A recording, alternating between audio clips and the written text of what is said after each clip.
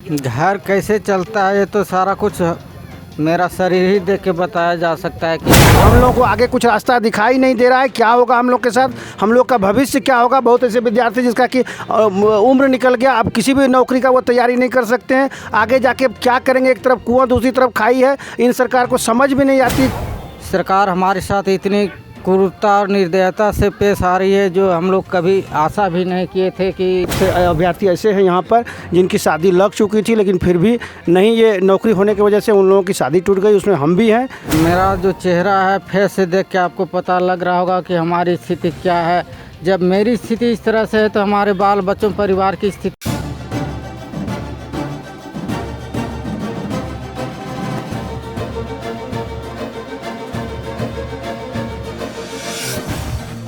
कोई भी सरकार सत्ता में आने से पहले वादा करती है कि जो भी समस्याएं हैं राज्य के युवाओं को या फिर बेरोजगार युवा जो है या फिर नागरिक को उन सब की समस्याओं को दूर करेगी। वादा तो करती है, पर जब सत्ता में आती है तो अपने ही किए वादों को वो भूल जाती है।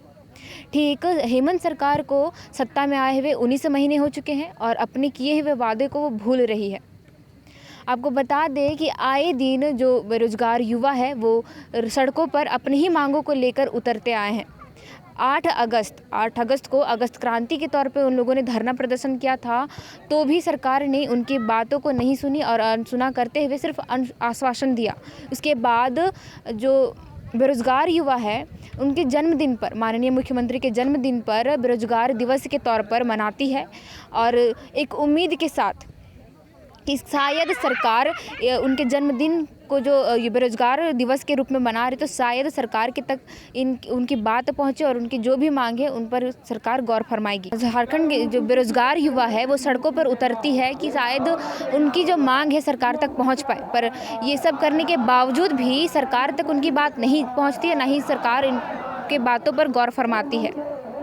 लेकिन जो बेरोजगार युवा है उनको एक उम्मीद है कि जो मानसून सत्र शुरू हुआ है उस सत्र के दौरान इनकी जो मांग है, नियुक्ति वर्ष हो या फिर नियोजन नीति हो, रोजगार हो, इन सभी मुद्दों पर विशेष चर्चा होगी। पर आपको बता दें, चर्चा इन मुद्दों पर ना हो करके धार्मिक चीज़ों में चर्चा हो रही है और आपसी में सत्ता पक्ष और विपक्षी दल के नेता आपस में भिड़े हुए हैं और इन सब मुद्दों को भूल चुकी है। ठीक विधानसभा और साईं मंदिर के बीच एक मैदान है, उसे धरना स्थल के नाम पे घोषित किया जाता है और यहाँ पे आए दिन जो भी आंदोलनकारी होते वो धरना प्रदर्शन करते हैं। ठीक है, आप यहाँ देख सकते हैं जो हाई स्कूल के शिक्षक जो है नियुक्ति वर्ष 2016 में वो एग्ज़ाम देते हैं, वो अपनी ही मांगों को लेकर आज धरना प्रदर्शन कर रहे हैं और ये उम्मीद के साथ कि ये जो मानसून सत्र चल रहा है उनमें उनकी मांग को रखी जाए और सरकार इनकी जो मांगे हैं उन पर गौर फरमाएगी। हालांकि आपको बता दें कि ये जो अभ्यर्थी है इससे पहले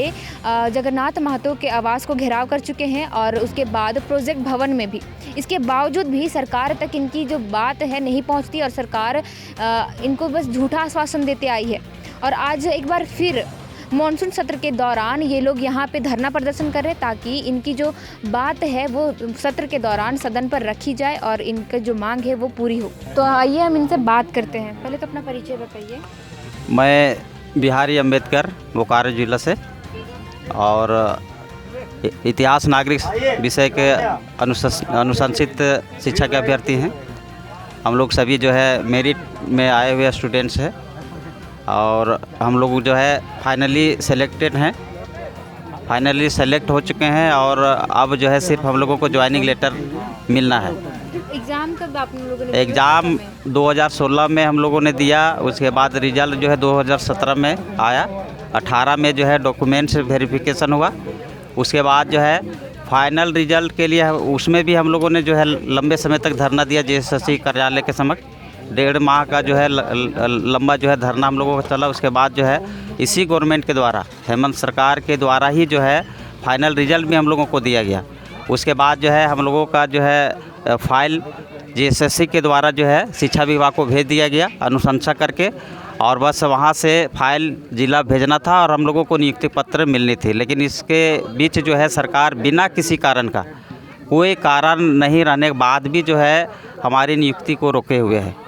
और उसमें हम लोगों ने कई बार जो है प्रयास किया, धरना प्रदर्शन के ज़रिए, आंदोलन के ज़रिए कई जगहों पर हम लोगों ने जो है घेराव किया मंत्रियों का भी, और जानने का ये प्रयास किया कि आखिर हमारा मामला कहाँ फंस रहा है, क्यों हमारी जो नियुक्ति है उसको रोका जा रहा है। धरना आप लोग कब से दे रहे हैं? धरना जैसे बोला जाए तो 2 साल से हम लोग दे रहे हैं। रिजल्ट निकालने के लिए भी हम लोगों ने धरना दिया, उसके बाद जो मामला फंसा उसके बाद जो है कई जगहों पर धरना दिए। जैसे हम लोगों ने जो है पिछले कुछ दिन पहले जो है शिक्षा मंत्री जगन्नाथ महतो जी के आवास का भी घेराव किया था। उसके बाद हम लोग दूसरे दिन फिर प्रोजेक्ट भवन को भी घेरे हुए थे। उसके बाद सिर्फ आश्वासन ही मिले? सिर्फ आश्वासन मिल रहा है। वहाँ जो है हम लोगों के पास जो है मतलब जैसे शिक्षा सचिव से हम लोगों की वार्ता हुई उस दिन प्रोजेक्ट भवन में जब हम लोग बैठे थे, तो शिक्षा सचिव स्पष्ट बोले कि हम लोगों को जो है मतलब सिर्फ समय दीजिए कुछ दिन, 1 माह का समय मांग रहे थे। वो बोले कि 1 माह का समय दीजिए, उसके बाद जो है आपका काम हो जाएगा। लेकिन उसके बाद बीच में फिर एक बार वो डेट दिए हुए थे 31 अगस्त को, बोले थे कि आकर के एक बार आप लोग मिलिएगा। और जब हम लोगों ने आकर के मिला, हमारे प्रतिनिधि मंडल ने जब उनसे मुलाकात की तो बोले कि आप लोगों को जो है थोड़ा सा और वेट करना पड़ेगा, हम लोग जो है बाध्य हैं, मजबूर हैं और हम लोग अभी आपका काम नहीं कर पा रहे हैं। तो गोल जिस तरह से उनके द्वारा बताया जा रहा है उससे हम लोगों को लग रहा है कि कहीं ना कहीं मामला जो है मतलब सीएम के द्वारा, मुख्यमंत्री के द्वारा जो है दबाया जा रहा है, रोका जा रहा है। और इसलिए हम लोग ये मानसून सत्र जो चल रहा है, इस सत्र में जो मतलब आवाज़ विधायकों के द्वारा उठाया जा रहा है उनके माध्यम से हम लोग सरकार तक पहुंचाने का प्रयास कर रहे हैं। क्या उम्मीद है कि मानसून सत्र में आपकी जो बात है, जो भी मांगे वो रखी जाएंगी और वो पूरा होगा? पूरी तो सरकार को करनी है, चाहे अभी हम लोग जो धरना में बैठे हैं उसके माध्यम से करें या फिर कोर्ट में वो कटघरे में खड़े होकर के करें। हम लोगों ने जो है चारों तरफ से उनको जो है घेरने का प्रयास किया है। हम लोग कोर्ट ऑफ कंटेम्प्ट भी किए हैं जिसका डेट 10 को लगा है, परसों। और यदि कल तक जो सत्र का अंतिम जो दिवस है उस दिन तक अगर सीएम के द्वारा, मुख्यमंत्री के द्वारा यदि सकारात्मक पहल नहीं किया जाता है, हमारी नियुक्ति पर यदि उनका फोकस नहीं जाता है, तो हम लोग को उधर से कोर्ट से भी उनको घेरेंगे। और ये जो मार्ग है हम लोगों का धरना प्रदर्शन का, इसके माध्यम से भी जो है हम लोग छोड़ेंगे नहीं। यहाँ अगर हमारी बात नहीं क्लियर होती है तो यहाँ कल तो हम लोग स्थगित करेंगे, लेकिन इसके बाद पुनः हम लोग जो है धरना शुरू करेंगे और वो अनिश्चितकालीन धरना होगा। और उसमें 2 स्थान हम लोग टारगेट किए हुए हैं। एक प्रोजेक्ट भवन में जो है हमारा कुछ दिन तक वहाँ चलेगा, फिर से इसके बाद फिर से हम लोग जो है यदि हमारी बात नहीं सरकार सुनती है, हमारी नियुक्ति नहीं कराती है, तो हम लोग प्रोजेक्ट भवन को फिर से घेरेंगे और मुख्यमंत्री आवास को भी घेरेंगे। उसमें अगर हम लोगों के ऊपर सरकार लाठीचार्ज करवाती है या जेल में भी बंद करवाती है तो उससे भी हम लोग सहने के लिए तैयार है। और ये हम लोग अब मतलब समझिए कि सब्र का बांध हम लोगों का टूट रहा है। हम लोग अब जो है अंदर से टूट चुके हैं। अब करो या मरो की स्थिति आ गई है। या तो हम नियुक्ति ले करके जाएंगे या फिर अंतिम रूप से सीएम आवास के बाहर ही हम लोग जो है अपने प्राण सभी त्याग देंगे एक साथ। यहाँ पे और अभ्यर्थी मौजूद, उनसे हम बात करते हैं। जैसे कि आज मानसून सत्र का चौथा दिन रहा और आज नियुक्ति वर्ष और नियोजन नीति हो, रोज़गार हो, इन सब मुद्दों को लेकर बात करनी थी, पर ये सब मुद्दे को ना ला करके जो सत्ता पक्ष और विपक्ष के जो नेता है धार्मिक चीज़ों में उलझ के रह गए। तो इसमें आपको क्या लगता है, क्या उम्मीद है? उम्मीद तो ये बहुत है हेमंत सरकार से, क्योंकि ये युवाओं की सरकार है और हम लोग बहुत मतलब कि आशा के साथ इनको चुन के मतलब विधानसभा में भेजे हैं और मुख्यमंत्री की कुर्सी तक हम ही लोगों के बदौलत ये पहुँचे हैं। तो हम लोगों को तो उम्मीद बहुत है, लेकिन उसके बावजूद भी अगर ऐसा नहीं होता है जैसा हमारे अंबेडकर जी बोले कि उनके बाद हम लोग जो है सीएम आवास का घेराव करेंगे, प्रोजेक्ट बिल्डिंग का घेराव करेंगे। उसके बाद भी अगर सरकार नहीं मानती है तो हम लोग प्रयास करेंगे कि हम लोग सामूहिक आत्मदाह करें। उसके बाद जो भी होगा, जैसे भी होगा, हम लोग आगे इस धरना और प्रदर्शन को चलाते रहेंगे, क्योंकि जब तक हमारी नियुक्ति नहीं जाती मरने जीने की सवाल है। बहुत लोगों का, बहुत से अभ्यर्थी ऐसे हैं यहाँ पर जिनकी शादी लग चुकी थी लेकिन फिर भी नहीं, ये नौकरी होने की वजह से उन लोगों की शादी टूट गई। उसमें हम भी हैं जो कि हम लोगों को मतलब कि एक वो कर दिया गया, तो आपकी इस वजह- शादी कब लगी हुई थी? ये लगी हुई थी, मतलब जैसे रिजल्ट फाइनल आया था हम लोगों को जैसे कि अनुशंसा हुआ था ज्वाइनिंग के लिए, और जेएसएससी से भेजा गया था कार्मिक एचआरडी में हम लोगों का फाइल, तो उस समय लगा था कि हम लोगों का अब जो है कुछ ही दिन के बाद नियुक्ति हो जाएगी, लेकिन ऐसा नहीं हुआ और हमारी शादी भी लगी थी, उसकी वजह से टूट भी गई, जिसकी वजह से हम काफ़ी मतलब कि सदमे में हैं और काफ़ी मतलब डिप्रेशन में चले गए हैं। हम लोग कुछ भी कर सकते हैं अब, मतलब अब जीने और इसका जिम्मेदार जो है मुख्यमंत्री होगा, और जितने भी मतलब हम लोगों को मंत्री और जो नेता जो बरगलाने का प्रयास किए या फिर जितने भी अधिकारी वर्ग हैं जो हम लोग को शुरू से बरगला रहे हैं, वो इनके जिम्मेदार होंगे। कल जैसे कि मानसून सत्र का आखिरी दिन है, तो आपको क्या लगता है कि एक दिन में क्या सरकार आप लोगों की बात को रखेगी? सरकार के अथी में तो संज्ञान में चला गया है, ये बात बहुत दिन से भी है, तो वो अगर चाहें, मुख्यमंत्री चाहें तो हम लोगों को एक दिन में कुछ भी कर सकते हैं, हम लोगों के साथ ज्वाइनिंग करवा सकते हैं, लेकिन वो जब तक नहीं चाहेंगे तो नहीं होगा, ये बात है।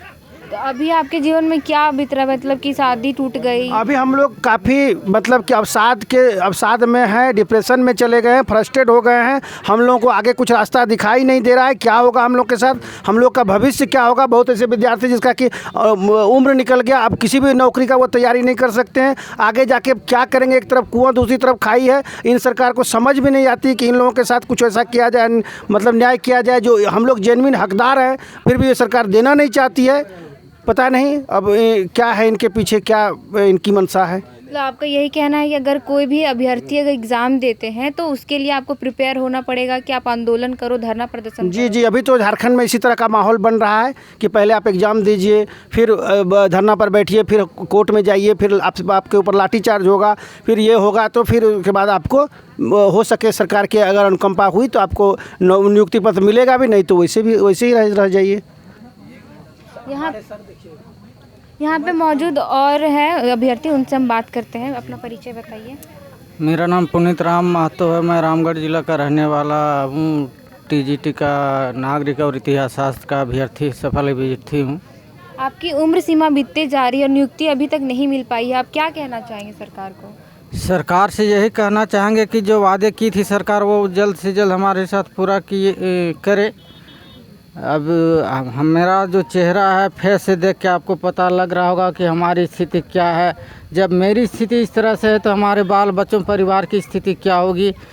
सरकार हमारे साथ इतनी क्रूरता और निर्दयता से पेश आ रही है जो हम लोग कभी आशा भी नहीं किए थे कि जब हमारी ये अपनी झारखंड की भूमिपुत्र सरकार नेता बनेगा तो हमारे साथ इस तरह से पेश आएगा। कभी हम लोग सपने में भी नहीं सोचे थे, लेकिन अब सारी हदें पार कर चुकी है। हेमंत सरकार सत्ता में आने से पहले कहती है कि वो छात्रों की सरकार है, आदिवासियों की सरकार, उनके हित के लिए काम करेगी, पर देखा जाए तो 19 महीने बीत चुके हैं, ना ही वो सरकार बेरोजगार युवाओं को रोजगार दे पा रही है, ना ही आदिवासियों के हित पे वो कुछ काम करे। तो क्या कहना चाहेंगे सरकार को इसमें? सरकार बिल्कुल अपने काम पर पूर्ण रूप से विफल है।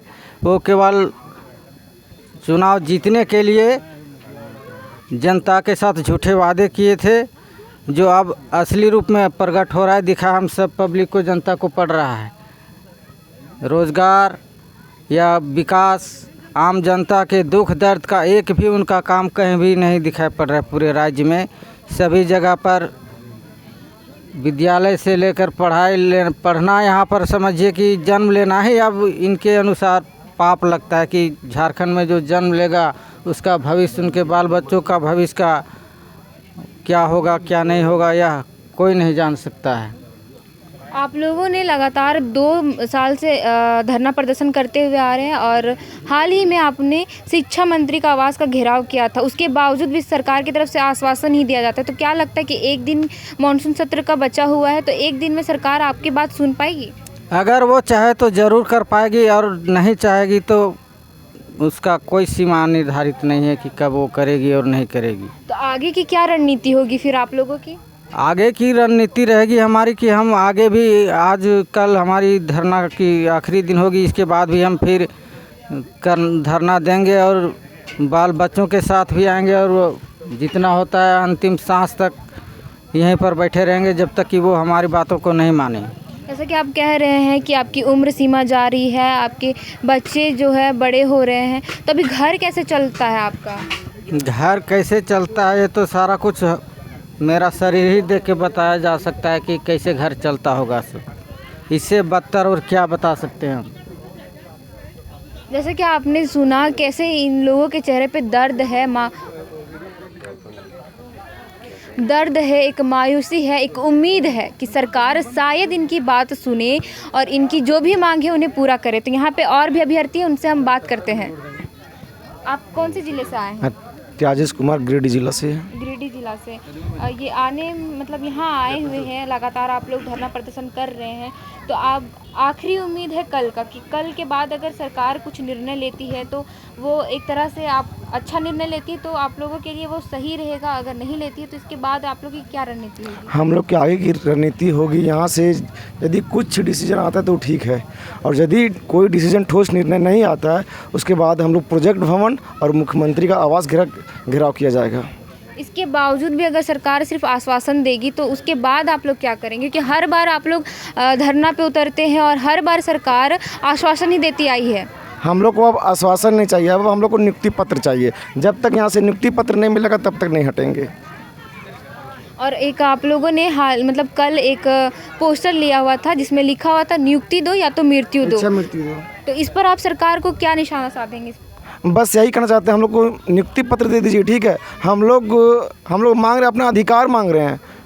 अब हम अधिकार के मांगों के लिए आप लोग सड़क पे उतर रहे हैं, आए दिन बरसात हो, धूप हो, ठंड हो, फिर भी आप लोग डटे रहते हैं धरना प्रदर्शन के लिए, ताकि आप लोगों की जो मांग है सरकार वो सुने और कुछ निर्णय ले। हम लोग घर से माता पिता को या परिवार को छोड़कर आए इस जगह पे रहने के लिए। यहाँ पे 3 रात से हम लोग रुके हुए हैं। 2 रात तो यहाँ पे सांप आ गया था, जहरीला सांप, ठीक है। आप सोचिए क्या दिन दशा हो गए। अब यदि हम घर में ऐसा बोलेंगे, आप बताइए अब घर वाले पे क्या बीतती होगी।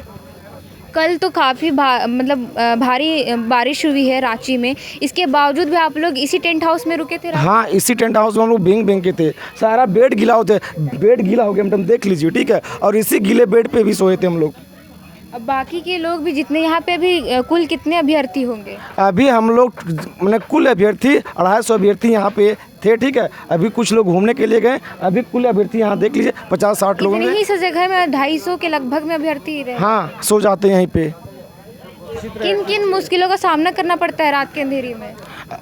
यहाँ तो एक तो डर रहता है, ठीक है।